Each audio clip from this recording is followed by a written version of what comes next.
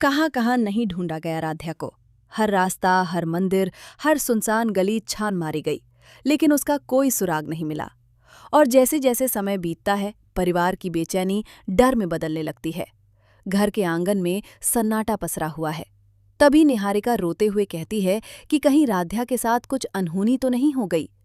तभी प्रथम गुस्से में आता है और सबको यकीन दिलाता है कि राध्या जिंदा है और वो उसे हर हाल में ढूंढ कर लाएगा। दूसरी तरफ रजनी ओमकार को ताना मारते हुए कहती है कि राध्या के पीछे भागते भागते तुम अपनी जिंदगी बर्बाद कर रहे हो।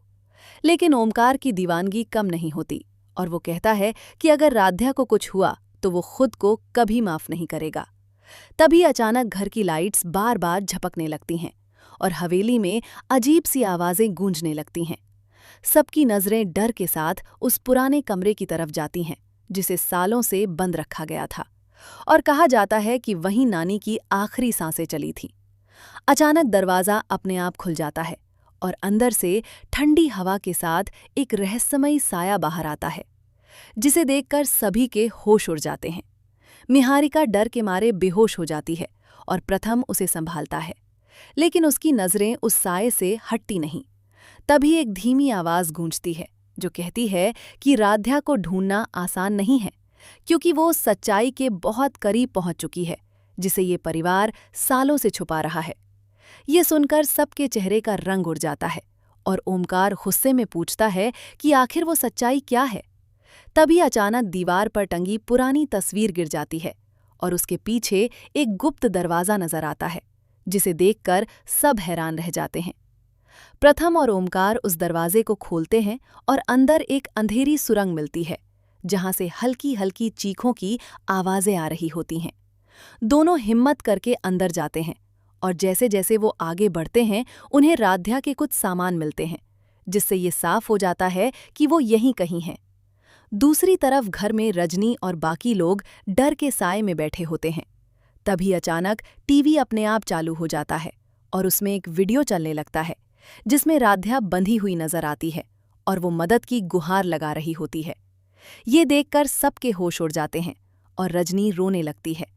वीडियो में एक नकाबपोश आदमी दिखाई देता है जो कहता है कि अगर राध्या को जिंदा देखना चाहते हो तो उस राज को दुनिया के सामने मत आने देना। ये सुनकर सब समझ जाते हैं कि मामला सिर्फ गायब होने का नहीं, बल्कि किसी बड़े राज का है।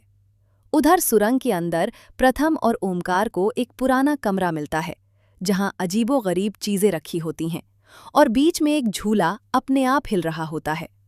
तभी अचानक पीछे से दरवाज़ा बंद हो जाता है और अंधेरे में किसी के हंसने की आवाज़ गूंजती है।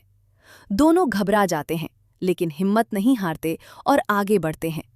तभी उन्हें एक डायरी मिलती है, जिसमें नानी के बारे में चौंकाने वाले राज लिखे होते हैं कि नानी की मौत एक हादसा नहीं, बल्कि एक साजिश थी और उस साजिश में घर के ही कुछ लोग शामिल थे।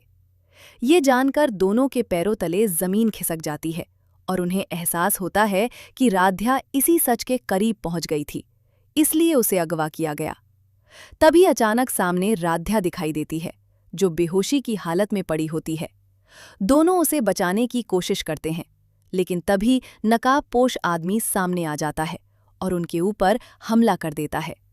एक जबरदस्त टकराव होता है, जिसमें कई राज खुलते हैं और आखिरकार नकाबपोश का चेहरा सामने आता है, जिसे देखकर सब हैरान रह जाते हैं, क्योंकि वो कोई और नहीं बल्कि परिवार का ही एक सदस्य होता है, जिसने अपनी लालच और नफरत में ये सब किया होता है। आखिरकार राधा को बचा लिया जाता है, लेकिन इस सच्चाई के सामने आने के बाद परिवार पूरी तरह टूट जाता है। अब क्या ये परिवार फिर से एक हो पाएगा, या ये राज हमेशा के लिए सब कुछ बर्बाद कर देगा? जानने के लिए देखते रहिए मन अति सुंदर शाम, 7:30 बजे तंग टीवी पर। और राध्या के लिए एक लाइक जरूर करें और इस सस्पेंस भरे राज को जानने के लिए वीडियो शेयर करना ना भूलें।